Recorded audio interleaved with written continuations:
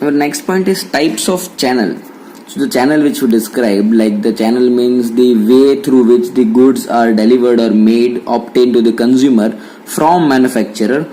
So that flow of goods between manufacturer and consumer is called as channel. तो कौन से type का channel, कौन से टाइप के चैनल्स होते हैं, will be coming under this head. And how these channels are selected. So first of all, the channels are selected on the base of the product you have. जैसा आपका product उस हिसाब से channel. अगर product is very of regular needs तो channel is longer. Like बहुत सारे लोग इन्वॉल्व होंगे क्योंकि कंज्यूमर लास्ट में होंगे, कंज्यूमर्स बहुत छोटे लेवल पे होंगे. हमारे जैसे रेगुलर यूसेज के प्रोडक्ट्स जैसे हमारे जैसे रेगुलर कंज्यूमर्स होंगे जो स्कैटर्ड होंगे वाइड एरिया में, और उनको लाने के लिए बहुत सारे लोगों को मीडिएटर में रखना पड़ेगा तो ही हम उन तक पहुंच पाएंगे. अगर आपका प्रोडक्ट हाई एंड है, हैवी गुड्स है, हैवी यूटिलिटी गुड्स, मशीनरी जैसा है, तो मिडल मैन्स नहीं चाहिए, क्योंकि मशीनरी जैसी चीजें होती है वो डायरेक्टली सेल होती है कस्टमर्स को. उसके लिए हम लोग बीच में मिडल मैन नहीं रख सकते, वरना वो मशीनरी का कॉस्ट बढ़ा देगा. So depending upon your product, आपका प्रोडक्ट कितने टाइम तक बिगड़ता नहीं है, कितना आपके प्रोडक्ट का कॉस्ट है, कितना इंपॉर्टेंस है, कंज्यूमर प्रोडक्ट है कि इंडस्ट्रियल प्रोडक्ट है. These all are the things which decides the channel which is to be used. So कौन से types के channels है वो हम यहाँ पे पढ़ेंगे. So these are the 4 types of channels which we are going to study over here. The first one is, so you have to write this down in the same format. What all types of channels are there? There are 4 types of channels. That is direct channel, or you can say it as a zero level channel. जहाँ पे goods है वो direct manufacturer से customer के पास चला जाता है. Manufacturer goods manufacture करता है एंड कस्टमर उसके पास से बाई कर लेता है. फॉर एग्जांपल मशीनरी, जैसे कि यहाँ पे सिरेमिक इंडस्ट्री को कंसिडर करें तो this machines which are used over here in this plants are directly bought by the customers from the manufacturer. जो मैन्युफैक्चरर ये मशीन बनाता है, यहाँ के फैक्ट्री वाले कस्टमर्स डायरेक्टली वो मशीनरी वहां से ही ले लेंगे, मिडलमैन की जरूरत नहीं है, बिकॉज ये बहुत कॉस्टली प्रोडक्ट है. 10 करोड़ 20 करोड़ की रेंज के प्रोडक्ट्स होते हैं. यू डोंट नीड मिडलमैन, क्योंकि रोज ये प्रोडक्ट नहीं बिकते. ये प्रोडक्ट बिकता है साल में 6 महीने में एक आध बार, एक आध जना लेके जाता है. एक साथ ऐसा नहीं होता कि एक दिन में 100-200 मशीन बिक जाए. नो, दैट्स वाई यहाँ पे मिडलमैन की जरूरत नहीं होती. Then there is one level channel, जहाँ पे मैन्युफैक्चरर होता है, रिटेलर होता है एंड कस्टमर होता है. This is the example, you can take it as, ये बिग बाजार का एग्जाम्पल है. ये बिग बाजार है वो डायरेक्ट मैन्युफैक्चरर के पास से लेके आता है and they directly sell it to the customer. So you can consider it as Big Bazaar और डी मार्ट ओवर हियर. ये जो रिटेलर है वो बिग बाजार या डी मार्ट है. सो मैन्युफैक्चरर से यहाँ पे आएगा और यहाँ से डायरेक्ट कस्टमर है. तो हम लोग ने ये मॉल का एग्जाम्पल देख लिया. Third is the 2 level channel. 2 level मतलब बीच में 2 जने हैं. तो यहाँ पे मैन्युफैक्चरर और कस्टमर के बीच में 2 जने हैं, wholesaler and retailer. So this are the regular needs of things, like जो ये फूड ग्रेन्स होते हैं, राइस है, व्हीट है, ये सब चीजें होती है वो 2 लेवल चैनल में जाती है. मैन्युफैक्चरर जो होता है उसके पास से होलसेलर पे आता है, होलसेलर के पास से रिटेलर पे आता है और रिटेलर के पास से कस्टमर पे आता है. So this is usual 2 channel. ये होता है एग्रीकल्चरल प्रोडक्ट्स के लिए, for example wheat, rice, as I said, write the example. And last is the 3 level channel. So यहाँ पे बीच में 3 जने होते हैं, एजेंट, होलसेलर, रिटेलर. ये यूजुअली होता है इलेक्ट्रॉनिक्स चीजों के लिए. फॉर एग्जाम्पल जो सैमसंग का टीवी है, तो सैमसंग का TV it gets manufactured in Japan. IPhone है तो it's getting manufactured in China, it's getting assembled in California and later on you are buying it over here. तो यहाँ पे ऐसी चीज होती है कि मैन्युफैक्चर है वो एक एजेंट को बेचता है. तो क्या होगा कि जो कैलिफोर्निया में जो एप्पल बन रहा है या फिर जापान में जो सैमसंग का टीवी बन रहा है वो इंडिया के किसी एजेंट को बेचेगा. इंडिया के अंदर ऐसे 4-5 एजेंट ही होंगे. ये 4-5 एजेंट के पास से कोई होलसेलर्स लेंगे. हर एक स्टेट के अंदर 4-5 होलसेलर्स होंगे. एक कंट्री में 4-5 एजेंट, एक स्टेट के अंदर 4-5 होलसेलर, और वो होलसेलर के पास से हर एक सिटी के अंदर जो सेल्समैन है, शॉपकीपर्स है, वो होलसेलर के पास से लेके आएंगे और फिर हम वो शॉप में से ये मोबाइल या टीवी परचेस करेंगे. तो ये 3 लेवल चैनल है. So this is also a way. Then another thing is ये जो बिस्किट्स है, ये सब चीजें भी यहाँ 2 लेवल चैनल में यूज होती है. और ये जो फूड प्रोडक्ट्स होते हैं जैसे कि एप्पल जैसी चीजें है, एप्पल है, टी है, नॉट टी ऑल्सो, ये usually DMart and Big Bazaar is one of the example, but this fruits are also part of 1 level channel, because अगर इस लेवल में 2 या 3 लेवल में आएंगे तो ये डिलीवर होने का टाइम बढ़ जाएगा, जिसकी वजह से ये सड़ जाएंगे. सो जितना हो सके उतना छोटा चैनल रखना है. तो वहां पे ये डायरेक्ट भी नहीं चलता, क्योंकि इतना छोटा चैनल में टाइम कंज्यूमिंग हो जाएगा. अप्रोप्रिएट इज ये चैनल, मैन्युफैक्चरर रिटेलर्स को देगा, रिटेलर्स कस्टमर्स को दे देगा, तो जल्दी जल्दी डिलीवर होएगा एंड बिगड़ेगा नहीं, बिकॉज ये पेरिशेबल गुड्स है. तो दिस आर द 4 चैनल्स. इसका एग्जाम्पल है heavy and goods, machinery like ceramic machinery. यहाँ पे आप देख सकते हो, you can write example Big Bazaar, DMart और fruits kind of. 2 level channel का एग्जाम्पल आप लिख सकते हो food grains, wheat, rice etcetera. And 3 level channel का you can write it as electronic products like mobile phones and television etcetera. So just pause the video over here and write this same chart, copy it down in your books like types of channels. Already हम लोगों ने समझ लिया है, but फटफट फिर भी एक बार read कर लेते हैं so that line to line miss ना हो जाए. 0 level channel, the most simple and the shortest mode of distribution. Shortest है, खाली मैन्युफैक्चरर और कंज्यूमर 2 ही है, where in goods are made directly available by the manufacturers to the customers without any intermediate. या McDonald's and Bata are also the example, because क्या होता है यहाँ पे डायरेक्ट मैन्युफैक्चरर्स ही बेचते हैं. इन लोगों के बाटा है, यूरेका फॉर्ब्स है, ये सब लोगों के खुद के शोरूम्स है, खुद की ही फ्रेंचाइजीज है, उनके पास से डायरेक्ट जाके ले सकते हैं. यहाँ पे बीच में कोई मैकडोनल्ड्स वाला अपना बर्गर किसी और दुकान को नहीं बेचता, वो डायरेक्ट मैकडोनल्ड्स के काउंटर से ही मिल जाता है. बाटा वाला अपने शूज डायरेक्ट बाटा से ही दे देता है, उसके लिए किसी छोटे मोटे शॉपकीपर के वहां जाना जरूरी नहीं है. So this is an example. So ये जो 0 लेवल चैनल है, it is direct channel. Direct channel मतलब directly to the consumer from manufacturer. बाकी के तीनों 1 level, 2 level and 3 level are indirect channels. ये डायरेक्ट चैनल है बिकॉज इसमें कोई इंटरमीडियरीज नहीं है. इंटरमीडियरीज अगर एक भी हुआ तो इनडायरेक्ट हो जाएगा, क्योंकि यहाँ पे गुड्स डायरेक्ट मैन्युफैक्चरर के पास से नहीं आता, इंटरमीडियरीज के पास से आता है. एक ही डिफरेंस है डायरेक्ट एंड इनडायरेक्ट के अंदर. डायरेक्ट में एक ही एडवांटेज है कि जो इंटरमीडियरीज का बेनिफिट होता है, इंटरमीडियरीज का जो प्रॉफिट होता है वो नहीं लगेगा प्रोडक्ट में. ट्रांसपोर्टेशन कॉस्ट भी 4 जगह का नहीं लगेगा, डायरेक्ट मैन्युफैक्चरर से कस्टमर का ही लगेगा. सो डायरेक्ट चैनल के अंदर ये ट्रांसपोर्टेशन कॉस्ट और इंटरमीडियरीज का प्रॉफिट, ऑब्वियसली सब लोग बिजनेस कर रहे हैं, सब खुद का प्रॉफिट डालेंगे. अभी फॉर एग्जांपल ये सबसे बड़ा चैनल है, ये इसको बेचेगा, इसके अंदर ये खुद का प्रॉफिट डाल के इसको बेचेगा, यहाँ पे ट्रांसपोर्टेशन कॉस्ट लगेगा, ये अपना प्रॉफिट डालेगा, ट्रांसपोर्टेशन देगा, यहाँ पे पहुंचेगा, ये अपना प्रॉफिट डालेगा, ट्रांसपोर्टेशन देगा, यहाँ पे पहुंचेगा. इतने सारे प्रॉफिट, इतने सारे ट्रांसपोर्टेशन, तो ये 100 रुपए की चीज यहाँ पहुंचते पहुंचते 200 की हो जाएगी. बट इन दिस केस ये 100 रुपए की चीज यहाँ पे डायरेक्ट 100 रुपए में ही पहुंचेगी. यहाँ का 100 रुपए सेल्स प्राइस इसको 100 में ही पड़ा, तो मतलब इसके 100 रुपए बच गए ये 2 चैनल्स के अंदर. That's why direct channel are more easy and इसके अंदर कॉस्ट नहीं बढ़ता है. बट डायरेक्ट चैनल्स, ये छोटे लेवल के अंदर हम बात करें, मशीनरी की बात करें, अभी बिस्किट की बात करेंगे, तो अभी ये एक मैन्युफैक्चरर एक कस्टमर को बिस्किट बेचेगा 5 रुपए का, तो डिलीवरी में ही उसका पैसा चला जाएगा. सो यहाँ पे बिस्किट्स के लिए ये अप्रोप्रिएट नहीं है, मशीन के लिए अप्रोप्रिएट है. सो इसलिए मैं बोल रहा हूं कि depends upon the product, channel is appropriate. So ये डायरेक्ट चैनल है और ये तीनों इनडायरेक्ट चैनल्स है.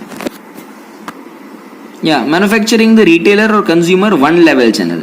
तो यहाँ पे एक ही इंटरमीडियरी होता है, यहाँ पूरा पढ़ने की जरूरत नहीं है, वही लिखा हुआ है जो मैंने बोला है. Trust me, it won't be wrong, only it will be absolutely right. So the example over here is Maruti Udyog, Maruti cars. Yeah, Maruti car is the example of 1 level channel. Why? Because Maruti cars are, for examples, they are getting manufactured in some of the parts are coming from Japan, some of the parts are manufactured in India itself.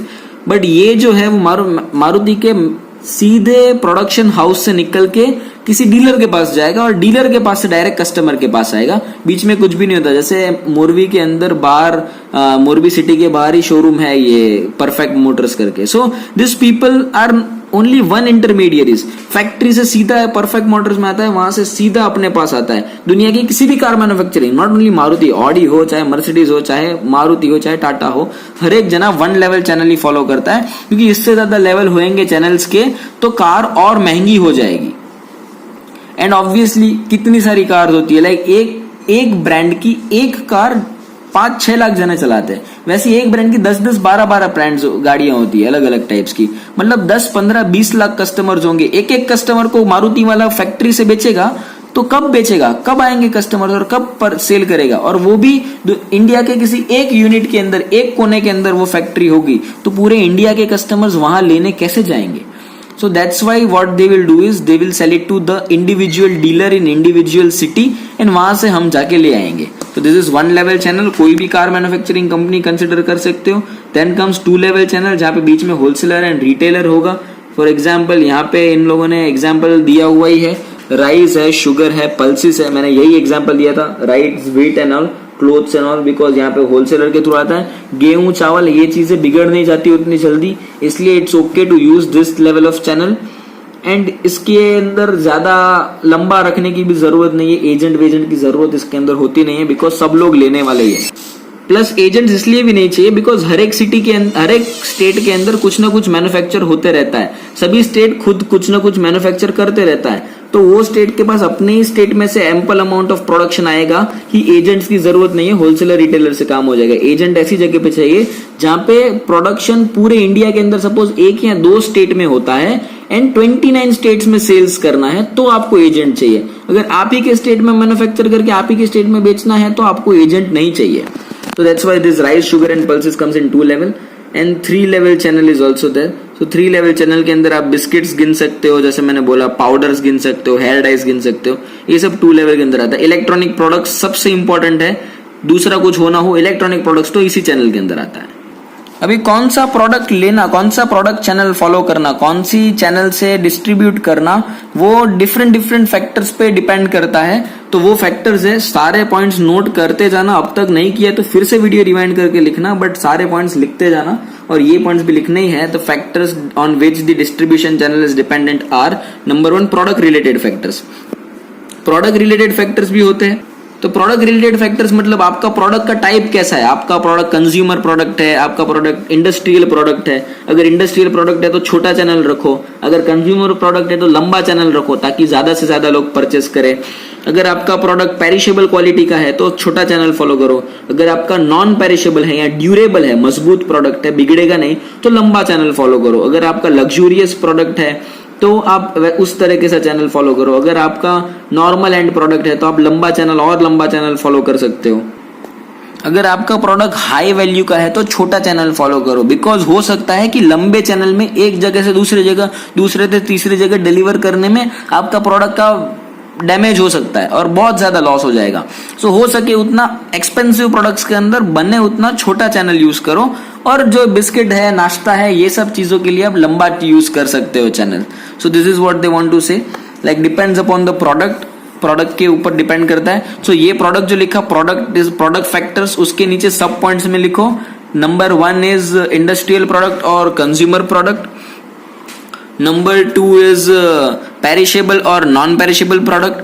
Number 3 is high value product और low value product. ऐसे दो के set में 3 points लिखने हैं.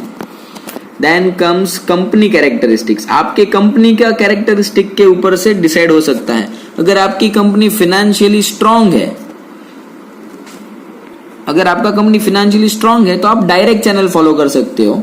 अगर आप like जैसे मैंने बोला कि जो कंपनी 20 करोड़ की एक मशीन बेचती है उसके पास कितना पैसा होगा, तो वो कंपनी डायरेक्ट चैनल फॉलो कर सकती है. भले एक कंज्यूमर को फोन करना पड़ेगा ना कि सर आप मोरबी में फैक्ट्री डाल रहे हो, आप हमारा मशीन आके परचेस कीजिएगा. अगर आपको ऐसा है तो हमारा पर्सन हम आपको टिकट भी भेजेंगे. या मैनी फैक्ट्रीज आर देयर जो बड़ी बड़ी मशीनरीज के लिए आपको आने जाने के लिए पैसे भी देती है. I can give you the very good example of this. Like for whether I don't know whether you know about it or not, but Volvo जो कार है, you know about Volvo, but you don't know about distribution channel. So Volvo is a car. So Volvo के अंदर अगर आप ये car Sweden से import करते हो तो स्वीडन आपको, Volvo वाले स्वीडन का फ्लाइट टिकट देंगे आपका और आपके साथ एक और जने का, मीन्स आपका फ्रेंड भी जा सकता है, आपकी वाइफ भी जा सकते हैं, आपका पापा मम्मी भी जा सकते हैं. 2 जने का आने जाने का स्वीडन का टिकट, 4 दिन का स्टे, और 4 दिन तक आप एयरपोर्ट पे उतरो तब से लेके आप वापस एयरपोर्ट पे आओ वापस जाने के लिए, रिटर्न होने के लिए, 4 दिन तक वो आपको वॉल्वो देंगे ड्राइवर के साथ. सेल्फ ड्राइव भी कर सकते हो आप, और आपको 4 दिन वॉल्वो लेके पूरे स्वीडन में घूमना है, और चौथे दिन आप निकल के वापस अपने कंट्री पे आ जाओ और यहाँ पे आके वॉल्वो बुक कर दो, इंपोर्ट करो, तो वो फ्री में स्वीडन से यहाँ पे डिलीवर करेगा. आपके पास से वो शिप में भेजने का चार्ज भी नहीं लेगा. सो कितना पैसा होगा वो बंदे के पास कि एक बंदे को एक गाड़ी बेचने के लिए वो आने जाने का, स्वीडन का 4-5 दिन का रहने खाने पीने का घूमने का खर्चा भी दे रहा है, उसकी 1-2 करोड़ की गाड़ी भी घुमाने के लिए दे रहा है, और फिर फ्री में शिप कर रहा है. तो ऐसी कंपनीज होती है जो डायरेक्ट चैनल फॉलो करती है. तो ये जो वॉल्वो जैसी ब्रांड्स होती है ना, उसमें डीलर्स कम होते हैं। मारुति का तो क्या होता है, मोरबी का कोई लोकल बंदा होएगा जिसने परफेक्ट शोरूम चालू कराया होगा। वॉल्वो का ऐसा बहुत रेयर केस में होता है, वरना वॉल्वो खुद ही जब अपना शोरूम चालू करता है मेट्रो सिटीज के अंदर। आपको मोरबी में वॉल्वो चाहिए तो आपको अहमदाबाद से लेनी पड़ेगी, आपको कहीं पे भी नहीं मिलेगी। वाई? बिकॉज वहां पे वॉल्वो का खुद का शोरूम है। So this is the thing, ये लोगों के पास इतना, अगर आपकी कंपनी फाइनेंशियली स्ट्रांग है तो आप डायरेक्ट चैनल में जा सकते हो, अगर फाइनेंशियली वीक है तो आप इनडायरेक्ट चैनल में लोगों को भेज के बेचो। अभी आपका मैनेजमेंट है, आपका वो भी कंपनी का ही पार्ट है। आपका मैनेजमेंट ऐसा है जिसको मिडल मैन के ऊपर कंट्रोल रखना है, तो आप लंबा मिडल मैन वाला चैनल लो, लास्ट जो 3 लेवल है वो। अगर आपकी मैनेजमेंट ऐसी है कि नहीं यार अपने पास बहुत सारे काम है डेवलपमेंट के, अपने को ये लोगों को संभालने का काम नहीं चाहिए मिडल मैन का, तो आप शॉर्टर चैनल रखो। तो ये भी कर सकते हैं, शॉर्टर चैनल भी आप एक्सेप्ट कर सकते हो। फिर है कॉम्पिटिटिव फैक्टर। कॉम्पिटिटिव फैक्टर का भी बहुत इंपॉर्टेंस है। आपका कंपटीटर जैसा चैनल लेगा आपको वैसा ही चैनल लेना पड़ेगा। अगर आपका कंपटीटर ऐसा है जो बोल रहा है कि नहीं, हम लोग यहाँ पे एग्जांपल दिए, जैसे कि केमिस्ट के शॉप से, एक oil manufacturing company hair oil वाली, उसने डिसाइड किया कि हम लोग केमिस्ट के शॉप से बेचेंगे, हम लोग सिर्फ जनरल स्टोर से नहीं। जनरल स्टोर एक सिटी के अंदर सपोज 100 जनरल स्टोर्स होंगे तो 60 to 70 मेडिकल शॉप्स भी होगी, तो सिर्फ 100 जनरल स्टोर को बेचेंगे तो 100 जगह से माल बिकेगा। लेकिन केमिस्ट के शॉप पे भी साथ में बेचेंगे तो 170 शॉप्स होगी, 100 general stores and 70 chemist shops. तो उसने ऐसा चैनल लिया, तो आपको भी केमिस्ट के शॉप पे भेजना पड़ेगा, वरना एक बंदा केमिस्ट के शॉप पे जाएगा तो उसको आपकी कॉम्पिटिटर का प्रोडक्ट दिखेगा, आपका नहीं दिखेगा, तो वो उसका प्रोडक्ट लेगा, आपका नहीं लेगा। तो अगर वो केमिस्ट के शॉप से बेच रहा है तो आपको भी केमिस्ट के शॉप से बेचना पड़ेगा। अगर वो मॉल में भेज रहा है तो आपको भी मॉल में प्रोडक्ट बेचना पड़ेगा, क्योंकि तो ही आप कंपटीशन में सरवाइव कर पाओगे। अगर आपके कंपटीटर ने डिसाइड किया कि भाई हम तो डोर टू डोर सेल करेंगे, तो आपको भी डोर टू डोर जाना पड़ेगा। जैसे कि बैंकिंग ले लो, बैंकिंग के अंदर क्या था, डिस्ट्रीब्यूशन चैनल का एग्जाम्पल नहीं है ये, please minded, banking is not an example of distribution channel. मैं सिर्फ समझा रहा हूं कि बैंकिंग के अंदर कैसा होगा कि अब जो प्राइवेट बैंक है वो घर पे आके आपका काम करते हैं, वो बैंक वाला घर पे आके आपके सारे डॉक्यूमेंट्स, दूसरी सारी बैंक्स को भी कंपटीशन में रहने के लिए ऐसा करना पड़ा। सेम वे डिस्ट्रीब्यूशन चैनल में भी है आपका।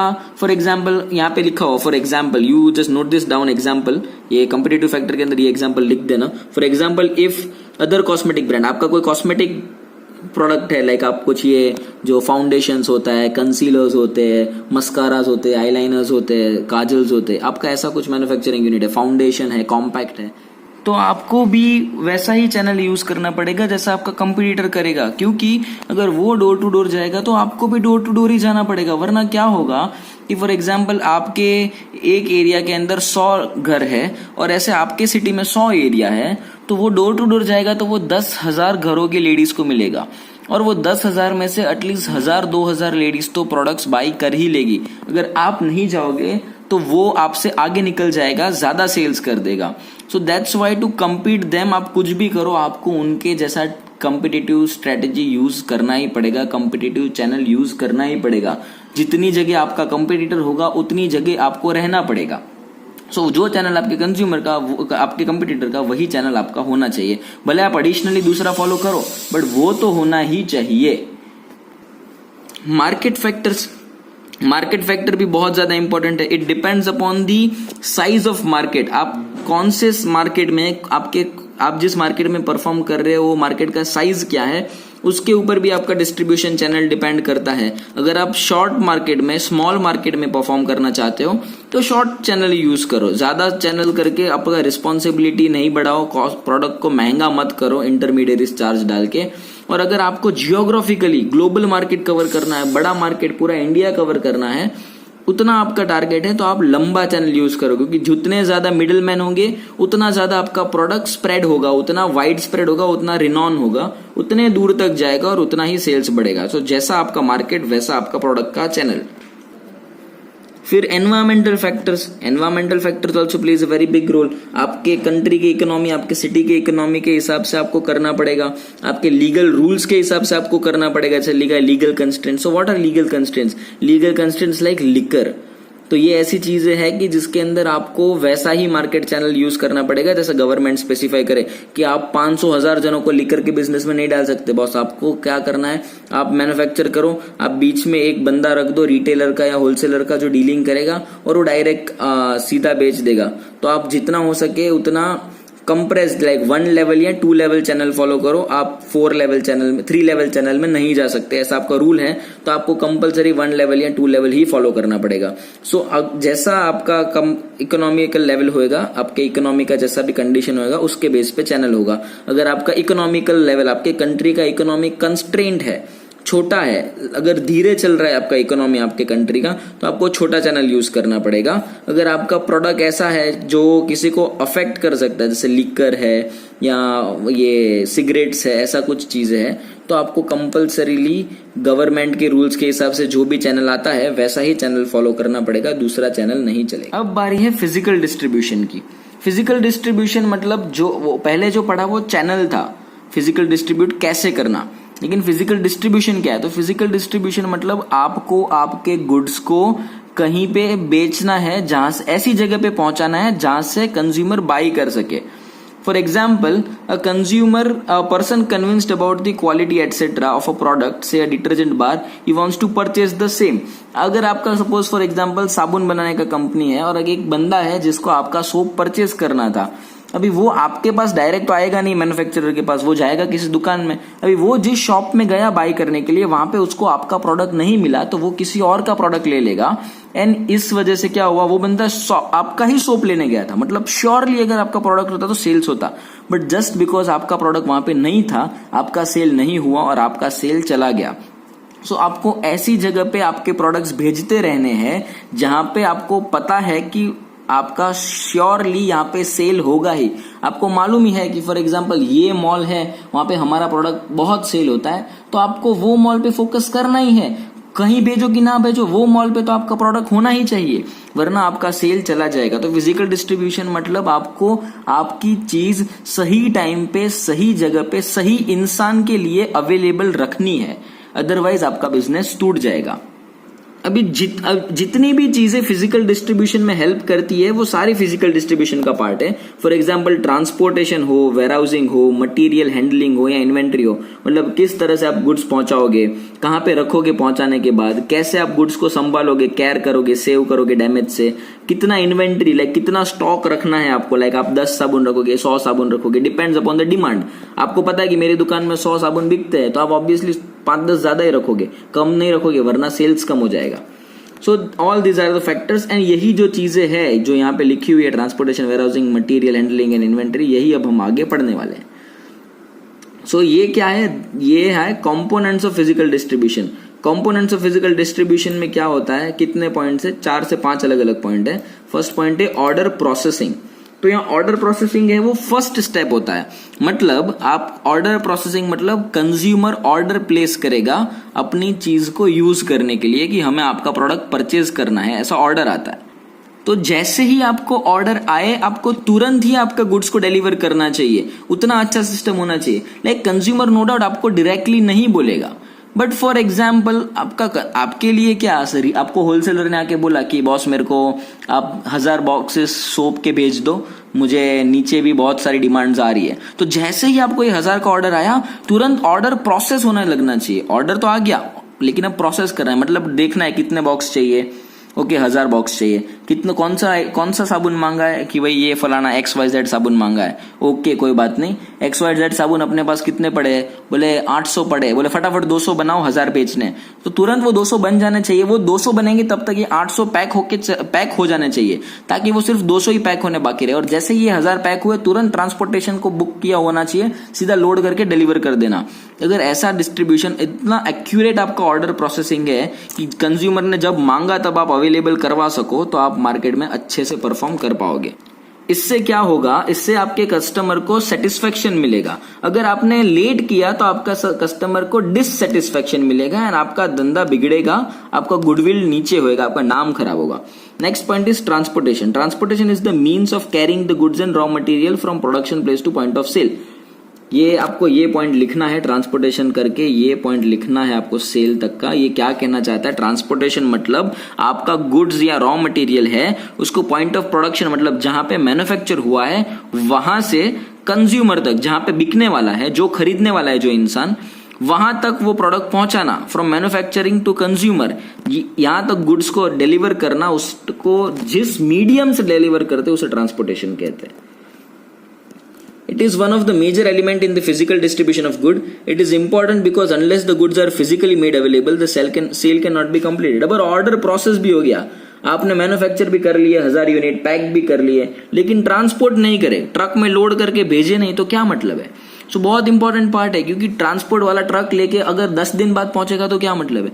वो बोला कि 3 दिन, मतलब 3 दिन में पहुंच जाना चाहिए. So transportation is very accurate business. Transportation मतलब एक जरिया है, एक तरीका है जिससे एक गुड्स एक जगह से दूसरी जगह ट्रैवल होएगा, उसे ट्रांसपोर्टेशन बोलते हैं. एंड वो बहुत ही एक्यूरेट होना चाहिए एंड इकोनॉमिक होना चाहिए, ज्यादा महंगा नहीं होना चाहिए. अभी 1 लाख रुपए के गुड्स के लिए 50,000 का ट्रांसपोर्टेशन नहीं होना चाहिए, 10,000 5,000 का ट्रांसपोर्टेशन लगना चाहिए, तो ही प्रॉफिट आएगा, वरना लॉस चला जाएगा. वेयर हाउसिंग, अभी डिलीवर होने के बाद वेयर हाउसिंग भी बहुत इंपॉर्टेंट पार्ट है. मैंने एक बार एक एग्जांपल में बोला था वेयर हाउसिंग, जब हमने ऊपर पॉइंट्स पढ़े थे, फिजिकल डिस्ट्रीब्यूशन, पैकेजिंग, ब्ला ब्ला, उसमें भी वेयर हाउसिंग का पॉइंट था. तब मैंने बोला था कि वेयर हाउसिंग बहुत इंपॉर्टेंट फैक्टर है, क्योंकि आपका जो भी गुड्स है वो वेयर हाउस में स्टोर होगा. अभी आपका वेयर हाउस कहीं बहुत दूर इलाके में है तो गुड्स टाइम पे डिलीवर नहीं हो पाएंगे, तो आपका वेयर हाउस पर्टिकुलर जगह पे होना चाहिए. आपको मालूम है कि भाई उस टाइम पे मैंने एग्जांपल दिया था, I can give you same example, कि हैदराबाद में आपकी टाइल्स बहुत बिकती है, तो मोरबी के वेयर हाउस में टाइल्स रख के क्या करोगे? एक तो मैन्युफैक्चर करके यहाँ पे टाइल्स रखी, अभी 15-20 दिन तक कोई परचेस करने नहीं है, तो 20 दिन यहाँ पे वो टाइल्स पड़ी रही. मतलब यहाँ का जो आपका चार्जेस है वो लगा, हैंडल करने का, सिक्योरिटी गार्ड का सारा कॉस्ट आपने पे करा. अब कोई बंदा हैदराबाद से बोल रहा है कि बॉस मेरे को 2 दिन में ये सामान चाहिए, तो आप कैसे डिलीवर करोगे? तो अभी आपको आप बोलोगे नहीं यार 4 दिन तो लगेंगे, तो अब 4 दिन यहाँ से वहां भेजने में जाएंगे, तो मतलब 10-20 दिन यहाँ पड़ा रहा, 4 दिन 5 दिन पहुंचने में लगेंगे, 25 दिन हो गए. उससे बेटर यहाँ पे मैन्युफैक्चर हुआ, आपको मालूम ही है, आज नहीं तो 2 दिन बाद 5 दिन बाद हैदराबाद से ऑर्डर आएगा, तो तुरंत हैदराबाद भेज दो. जैसे ही वो कंज्यूमर वहां बाय करने जाएगा, उसको तुरंत के तुरंत गुड्स मिल जाएगा. तो जहां पे आपका सेल्स ज्यादा हो रहा है वैसे एरिया में वेयर हाउसिंग करना चाहिए, ताकि डिलीवर करना ईजी हो जाए. Generally, large number of warehouses a firm has, lesser would be time taken in serving the customer at different location, but greater would be the cost of warehousing and vice versa. अभी जितना बड़ा organisation उतना ज्यादा warehousing होना चाहिए, और जितना ज्यादा वेयरहाउसिंग उतना इजी डिलीवरी. अगर आपका मोरबी में एक सपोज सिरामिक का फैक्ट्री है और आप राजस्थान में माल बेचते हो, हैदराबाद में सेल करते हो, बैंगलोर में सेल करते हो, दिल्ली में सेल करते हो, तो आप ये चारों जगह पे वेयरहाउस रखो. इससे क्या होगा, ये 4 स्टेट के अंदर, सिटी के अंदर जब भी कोई आपके पास ऑर्डर देगा, आप तुरंत 1-2 दिन में डिलीवर कर दोगे उसके वहां पे. अगर आप मोरबी में स्टोर करोगे तो 4-5 दिन 6 दिन चले जाएंगे. तो जितना ज्यादा वेयरहाउसिंग रखोगे उतना इजीली डिलीवर होगा. लेकिन जितने ज्यादा वेयरहाउस उतना कॉस्ट भी ज्यादा है, क्योंकि उसको सेविंग करने के लिए लाइट, पंखा, कंस्ट्रक्शन करके रखना, सिक्योरिटी गार्ड रखना, वो चीजें बिगड़ ना जाए उसके लिए इंश्योरेंस रखना, कि ताकि अगर बिगड़ जाए तो पैसे क्लेम कर सके. तो ये सब में कॉस्ट लगता है, पैसे लगते हैं. तो जितने ज्यादा वेयरहाउस उतना ज्यादा कॉस्ट भी लगेगा, तो आपका बिजनेस उतना स्टेबल होना चाहिए. सो ये वेयरहाउसिंग का पॉइंट है. अभी एग्रीकल्चरल प्रोडक्ट्स जैसी चीजें होती है, तो वेयरहाउस को नजदीक रखने का फार्म के, ताकि फटाफट वेयरहाउस पे फटाफट माल बेच सके एंड कॉस्ट ज्यादा ना हो. अगर वीट ज्यादा महंगा हो जाएगा तो कोई नहीं लेगा. तो ट्रांसपोर्टेशन पे ज्यादा कॉस्ट खर्च नहीं करने का, वेयरहाउसिंग पे ज्यादा कॉस्ट नहीं खर्च करने का, मैन्युफैक्चरिंग फार्म के नजदीक ही स्टोरेज रखने का, ताकि कम कॉस्ट लगे. लेकिन अगर आपका मशीनरी है, ऑटोमोबाइल है, ऐसी कोई चीजें है, तो क्या कर सकते हो, आपको अलग अलग मार्केट के अंदर रखने की चीजें, दूर तक लेके जाने का, ताकि ज्यादा से ज्यादा सेल्स हो. क्योंकि ऑटोमोबाइल, मशीनरी, ये सब चीजें ये महंगी होती है.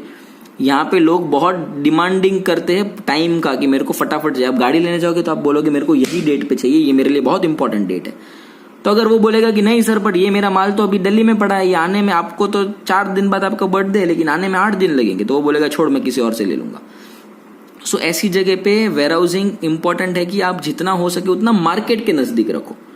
2 जगह होती है, एक होता है मैन्युफैक्चरिंग यूनिट या प्रोडक्शन होता है, वहां पे नजदीक हो, मतलब फार्म के या फैक्ट्री के नजदीक वेयरहाउसिंग हो, और एक होता है मार्केट के नजदीक हो. तो ये जो एग्रीकल्चरल प्रोड्यूसेस है वो फैक्ट्री के पास रखने का, ताकि प्रोडक्ट के अंदर ज्यादा ट्रांसपोर्टेशन कॉस्ट ना लगे. और ये गाड़ी वाड़ी है, ऐसी जो चीजें होती है जो कि कॉस्टली होती है, उसे मार्केट के नजदीक रखने का, ताकि जल्दी से सेल होगा तो जल्दी पैसा आएगा. बेकरी, मीट, वेजिटेबल, ये होता है, ये सब पेरिशेबल चीजें होता है। तो इसका वेयर हाउस क्या हो सकता है? इसका वेयर हाउस है वो फटाफट भेजने का भी। अमूल वाला दूध बनाएगा तो वो रोज अमूल की आनंद वाली फैक्ट्री में स्टोर नहीं करेगा, वो जैसे ही दूध बनेगा ना तुरंत ट्रक में भर भर के अलग अलग सिटीज में भेज देगा। तो वहां पे वेयर हाउस जितना हो सके उतना मार्केट के पास रखने का, ताकि बिगड़े नहीं चीजें और तुरंत सेल होने लगे। अगर वो आनंद में रखेगा तो एक तो दूध वैसे भी एक दिन में बिगड़ जाता है, अगर थैली में होगा तो 2-3 दिन, 24 घंटे में, 48 घंटे में बिगड़ेगा। तो अगर वो 2 दिन वहां पे रखेगा तो वो दूध यहाँ पहुंचेगा कभी? तो उस टाइम पे ऐसा होना चाहिए कि आज दूध बना, तुरंत आज शाम तक मोरबी पहुंचा दो, ताकि अगर हमारे पास और 1.5 दिन का टाइम बचेगा ये दूध सेल करने के लिए, इससे पहले कि ये बिगड़ जाए। तो ऐसी चीजों के लिए जितना हो सके उतना मार्केट, मतलब अगर आपका प्रोडक्ट एग्रीकल्चर रिलेटेड है तो आपको मैन्युफैक्चरिंग यूनिट के पास रखने का, अदरवाइज आपको आपका प्रोडक्ट मार्केट के पास रखने का। इन्वेंट्री कंट्रोल बहुत इंपॉर्टेंट पॉइंट है। आपको आपका इन्वेंट्री कैसे कंट्रोल करना, कितना इन्वेंट्री मेंटेन करना। स्टॉक मतलब आपका सपोज कोई मैन्युफैक्चरिंग यूनिट है जहां पे आप मोबाइल्स बनाते हो, तो आपको मालूम है कि भाई हम तो 1 साल में 1 लाख मोबाइल्स बेचते हैं, तो आपको कितना स्टॉक रखना कभी भी, तो आप डिसाइड करोगे कि नहीं एटलीस्ट हमारे पास 30 से 40 हजार मोबाइल का स्टॉक तो होना ही चाहिए। तो वो स्टॉक डिसाइड करना है आपको। अभी क्या होता है, स्टॉक मेंटेन करते हैं ना, तो स्टॉक मेंटेन करने के लिए वेयर हाउस चाहिए। वो स्टॉक आप रखोगे अंदर के अंदर, अभी वो बिकेगा नहीं तो वो स्टॉक पड़ा रहेगा, तो आपको लॉस होगा। अगर आप ज्यादा इन्वेंट्री रखोगे तो ज्यादा केयर करना पड़ेगा, बिगड़ ना जाए उसलिए, तो वो भी कॉस्ट होगा। लेकिन अगर आपका बिजनेस उतना सेल्स कर सकता है, आपका बिजनेस बहुत ज्यादा सेल्स करता है, तो स्टॉक ज्यादा मेंटेन करने का, वरना क्या होएगा, लोग खरीदते जाएंगे और स्टॉक में रहेगा ही नहीं कुछ, तो स्टॉक सेल करना बंद करना पड़ेगा। माल है ही नहीं तो बेचोगे क्या? तो अगर आपका सेल्स ज्यादा है तो स्टॉक भी ज्यादा रखने का, अगर आपका सेल्स कम है तो स्टॉक कम रखने का, वरना क्या होगा, सेल्स कम हो रहा है, स्टॉक भरते जा रहे हो तो सेल्स नहीं होगा और माल पाइलअप हो जाएगा, और एक लिमिट के बाद क्या होगा, प्रोडक्शन का कॉस्ट भी लगता रहेगा, मेंटेन करने का भी कॉस्ट लगेगा, एंड कॉस्ट इतना बढ़ जाएगा कि बिजनेस लॉस में चला जाएगा। सो अगर आपका बिजनेस का सेल्स हाई है तो या definitely go for higher value of stock. अगर आपके बिजनेस का सेल्स आप कम है तो आप डेफिनेटली कम अमाउंट के लिए जाइए, मतलब आप कम स्टॉक मेंटेन कीजिए। I guess this picture is getting blurred, now it's perfect, I guess it's you are able to see it. A very important decision in respect of inventory is deciding about the level of inventory. कितना inventory रखना बहुत important decision है। Higher the level of inventory, higher will be the level of service to customer. अभी जितना ज्यादा inventory होगा customer को उतना ज्यादा सर्विस दे पाएंगे। जैसे ही कस्टमर बोलेगा हमको ये प्रोडक्ट चाहिए, हाँ पड़ा है, हमको ये प्रोडक्ट चाहिए, हाँ पड़ा है, हमको 2 दिन में डिलीवरी चाहिए, हाँ मिल जाएगा, हमको 4 दिन में चाहिए, हाँ मिल जाएगा। वो कब होगा, जब आपके पास स्टॉक ज्यादा होगा तब। अगर स्टॉक नहीं होगा, कस्टमर बोलेगा हमको आज ये चीज खरीदनी है, आपके पास है, बोलेंगे नहीं 5 दिन लगेगा मैन्युफैक्चर होने, बोले छोड़ तेरे नहीं तो किसी और के पास से ले लूंगा। सो ऐसे होता है। अगर आपको कस्टमर्स को सेटिस्फेक्शन देना है तो स्टॉक ज्यादा रखो, अगर आपका सेल्स ज्यादा है तो स्टॉक ज्यादा रखो, बट बेमतलब का स्टॉक मत रखना, अगर बिकेगा नहीं तो लॉस हो जाएगा। सो यही वो पॉइंट है यहाँ पे। अभी स्टॉक ज्यादा रखोगे तो कैपिटल इन्वेस्टमेंट भी बढ़ेगा, क्योंकि आपको स्टोरेज रखना पड़ेगा, आपको लाइट पंखा बिगड़ ना जाए उसके लिए कोई ध्यान रखने वाला रखना पड़ेगा, कोई इंसान रखना पड़ेगा जो ये सब चीजें मेंटेन करे। तो जितना ज्यादा स्टॉक उतना ज्यादा कॉस्ट भी होएगा। So depending upon the demand you have to decide. We'll read from this. The decision regarding level of inventory involves prediction about the demand of product. आपके प्रोडक्ट का डिमांड कितना है उसके हिसाब से आप कितना इन्वेंट्री रखना ये डिसाइड करेंगे। A correct estimate of the demand helps to hold inventory and cost level down to minimum. अगर आप करेक्ट एस्टिमेट करेंगे तो आप एग्जैक्ट कितना स्टॉक रखना वो जान पाएंगे। तो क्या होगा, आप ज्यादा स्टॉक नहीं रखेंगे, जितना चाहिए उतना ही रखेंगे। उससे क्या होगा, कस्टमर को भी सेटिस्फेक्शन मिलता रहेगा और आपका कॉस्ट और आपका मेंटेनेंस और आपका काम भी कम हो जाएगा। सो इसलिए एस्टिमेशन अच्छा होना चाहिए कि भाई इतना सेल्स तो होगा ही, इससे मैक्सिमम पता होना चाहिए कि नहीं कुछ भी हो जाए 1.5 लाख से ज्यादा तो सेल्स नहीं होगा। ओके, तो 1.5 लाख स्टॉक रख दो। अब 1.5 लाख सेल हो जाएगा तो कस्टमर खुश, पैसे आएंगे, और अगर 1.5 लाख से कम होएगा तो लॉस हो जाएगा। तो जितना अच्छा एस्टिमेशन उतना अच्छा आपका कैश फ्लो, उतना अच्छा प्रोडक्ट सेटिस्फेक्शन। अब ये पॉइंट आपको, ये ऊपर के पॉइंट्स लिखे होंगे, आई होप नाउ ये 4 पॉइंट्स भी लिखने। Major factors determining inventory level, 4 factor है जिससे कितना इन्वेंट्री रखना ये पता चलता है। Firm's policy regarding level of customer service to be offered, आपके फर्म का पॉलिसी, आपका फर्म डिसाइड करा कि कस्टमर को हायर लेवल ऑफ सेटिस्फेक्शन देना है तो ज्यादा स्टॉक रखने का, अगर आपकी फर्म को लगता है नहीं नॉर्मली देना है तो लोअर रखने का। तो ये पॉइंट लिखना है आपको, पॉज करो और लिखो।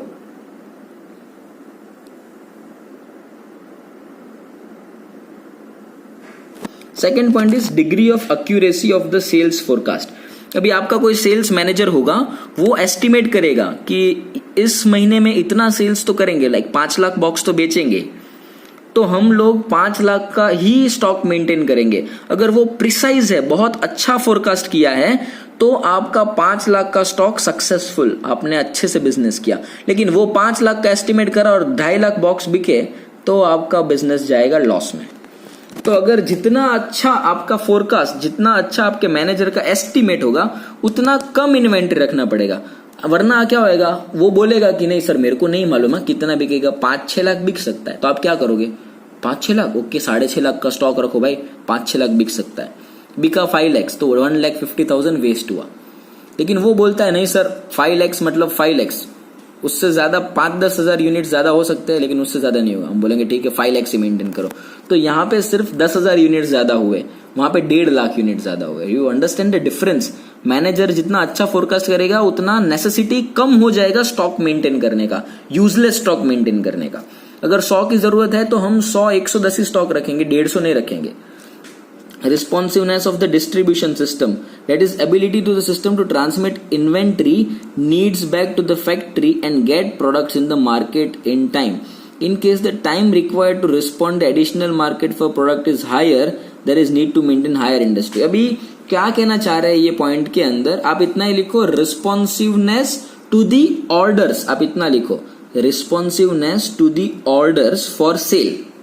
ये पॉइंट लिखना सी में, यहां से मत लिखना, मैं बोला वो लिखना, responsiveness for order of sale और responsiveness to the order for sale. इसमें क्या कहना चाहते हैं, आपको आज ऑर्डर मिला कि भाई सर हम, आपको किसी बायर ने बोला कि मेरे को 1 टन माल चाहिए, 1 टन 1000 किलो प्रोडक्ट चाहिए।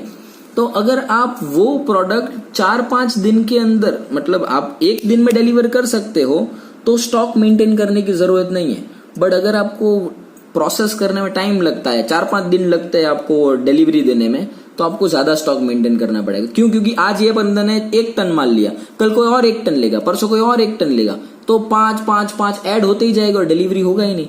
स्टॉक होगा तो क्या होगा, ओके हमारे पास 15-20 कस्टमर खरीद सके ना, उतना माल पड़ा है, तो 5 दिन में सबको बेच दोगे। वरना एक को बेचा, वापस प्रोडक्शन का वेट करो, दूसरे को बेचो, वापस प्रोडक्शन का वेट करो। तो अगर आपका प्रोडक्शन, आपका ये प्रोसेसिंग सिस्टम फास्ट है तो कम स्टॉक रखना है। अगर आपका प्रोडक्शन या प्रोसेसिंग सिस्टम स्लो है तो आपको ज्यादा स्टॉक रखना है। समझ में आ रहा है? Hope you are able to understand. अगर आपका यूनिट एक दिन में, आपका मैन्युफैक्चरिंग प्लांट है वो 1 दिन में 100 यूनिट बनाता है और आप 1 दिन में 50 यूनिट बेचते हो, तो आप कम स्टॉक मेंटेन करो। क्योंकि क्या होगा, जैसे ही कोई बोलेगा सर 100 यूनिट चाहिए, बोले हाँ आज के 1 दिन में ही बन जाएगा। लेकिन आप 1 दिन में 10 यूनिट ही बनाते हो और 1 दिन में 50 यूनिट का सेल्स आता है, तो आपको ऑलवेज 50-60 का स्टॉक रखना चाहिए, ताकि आपका मैन्युफैक्चरिंग होए तब तक सेल अटके नहीं।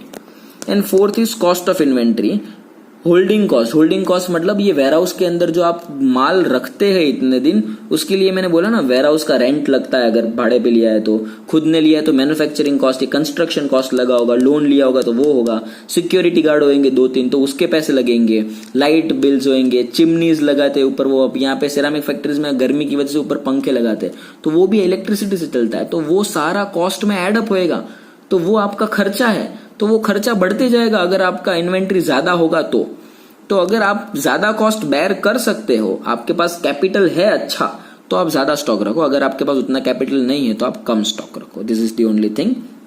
ये 4 फैक्टर्स है, होप आप लोगों ने लिखे होंगे। फर्म का policy, degree of accuracy, processing of orders और कॉस्ट ऑफ इन्वेंट्री, ये 4 मेन पॉइंट्स है। बाकी का हम पढ़ेंगे नेक्स्ट लेक्चर में। Thank you. कोई डाउट्स हो तो प्लीज रीच आउट, मेरे को व्हाट्सएप कीजिए, I will solve your doubts any time. You can contact me और message me before 10 PM and after 10 AM. 10 से 10 का टाइम है. I will solve your queries.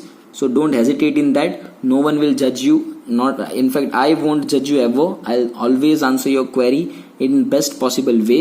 So kindly reach out with your doubts, guys, because बहुत कम doubts आ रहे हैं and I don't feel कि आपको ये इतने सारे topics के अंदर doubt होंगे ही नहीं. So if you are hesitating to ask, then आप अपने ही लिए बुरा कर रहे हो, because schools कब चालू होंगे हमें मालूम नहीं है. तो ये चैप्टर्स तो हर एक सब्जेक्ट के चलते जाएंगे, डाउट्स पाइल अप होते जाएंगे and you will only suffer. Better day to day refer करो, डे टू डे डाउट्स पूछो, सॉल्व करो. Thank you.